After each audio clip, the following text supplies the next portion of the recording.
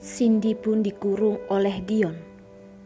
Cindy melihat sekeliling villa yang dikelilingi oleh pengawal yang berbaju hitam. Akhirnya dia hanya bisa menerima kenyataan. Setiap dia ingin membuka pintu dan keluar, selalu ada pengawal yang memakai kacamata hitam yang menghalangi jalannya. Bahkan ponselnya pun diambil. Di villa juga tidak ada internet. Memutuskannya untuk berhubungan dengan dunia luar. Dion, dasar bajingan. Saat Cindy mengetahui segalanya dan melihat dengan jelas keadaan sekitar dan membuatnya marah. Ini adalah cara Dion untuk menyiksanya ya.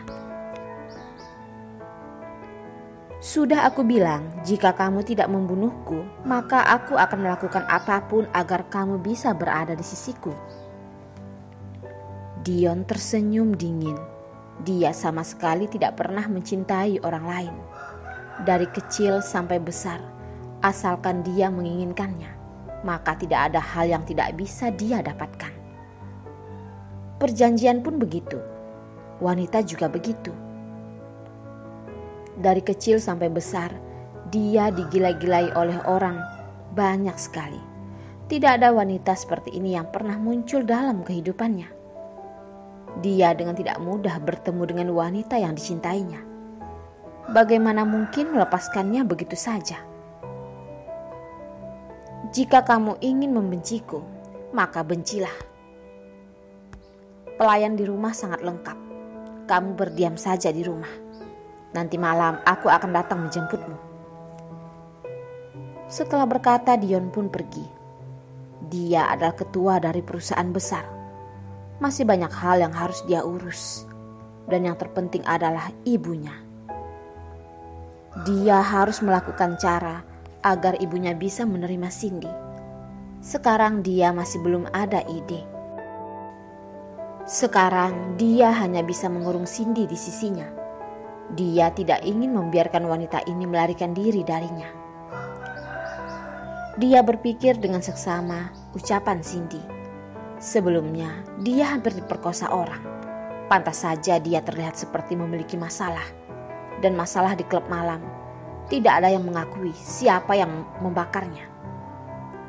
Dan menurut polisi, api itu timbul dari matches yang dinyalakan.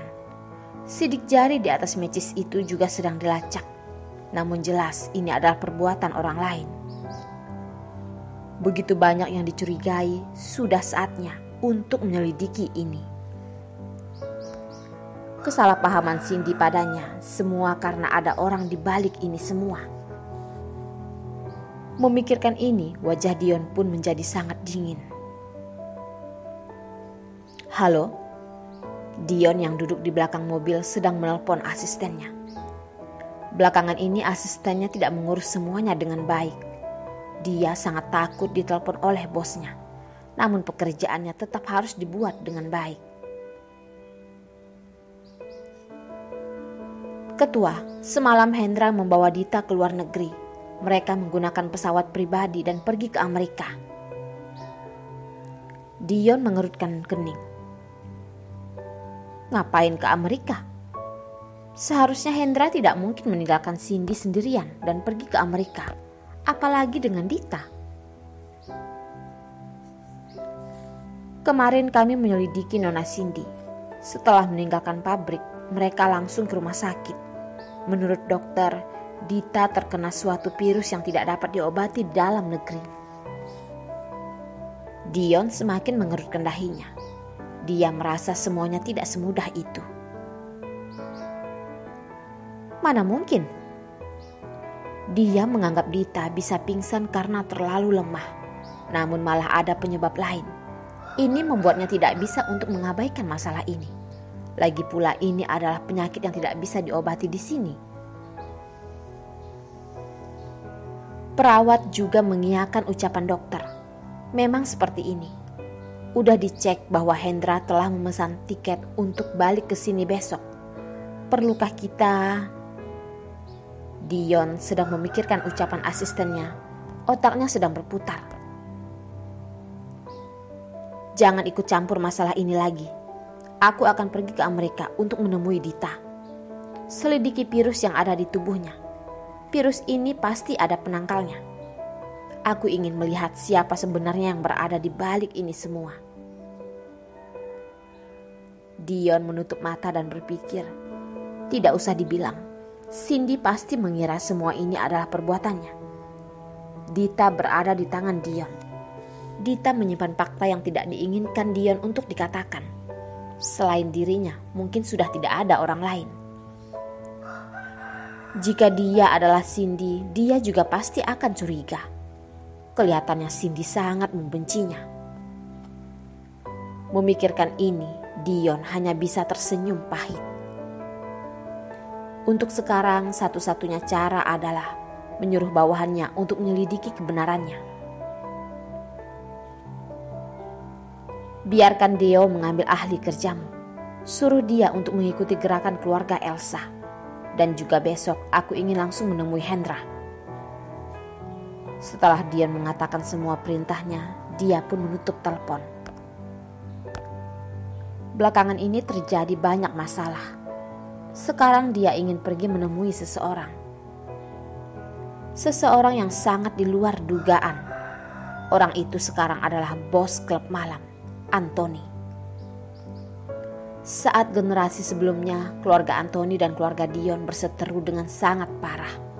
Satu adalah dari dunia gelap dan satu lagi dari dunia terang. Siapapun tidak mau mengalah dan membatasi perkembangan masing-masing.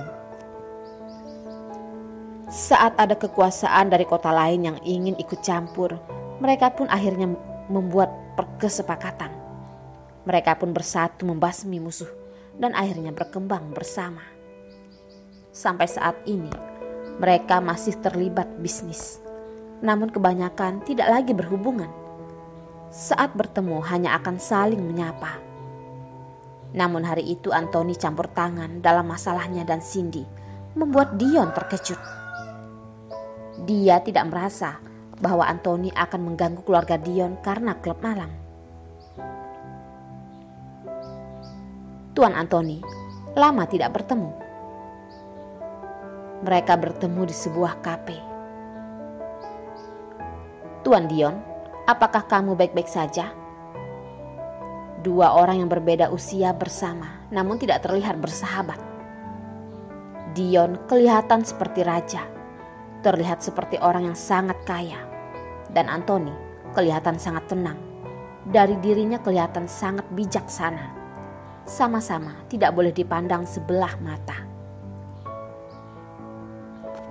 Tidak usah berbasa-basi lagi. Mengapa kamu harus mencampuri urusanku dengan istriku? Dion tersenyum sinis setelah meminum kopinya. Karena belakangan ini terlalu santai, aku ingin mencari sesuatu yang lebih menarik. Dalam ucapannya terdengar mengancam. Ini terang-terangan mengartikan bahwa keluarga Anthony sedang mencari masalah pada keluarga Dion. Anthony memang tersenyum sambil menggelengkan kepala. Melihat anak yang masih labil, penuh dengan amarah, dia berkata, "Kenapa? Cindy belum menikah denganmu dan sudah menjadi istrimu?" Mendengar ucapan ini, Dion sangat tidak senang. Masalah ini cepat atau lambat pun akan terjadi. Anthony tertawa, namun tidak bermaksud mengalah. Pihak ayahnya sudah tidak menginginkannya, namun aku sebagai paman kandungnya harus memperhatikannya. Mendengar ucapan ini, cangkir di tangan Dion hampir terjatuh. Untung saja dia cepat sadar dan kembali. "Apa yang kamu katakan?" "Jangan pikir bahwa Cindy tidak ada orang rumah. Dia adalah keluarga kandungku." Setelah berkata, Anthony pun menatap Dion yang sudah tenang, sembari menganggukkan kepala.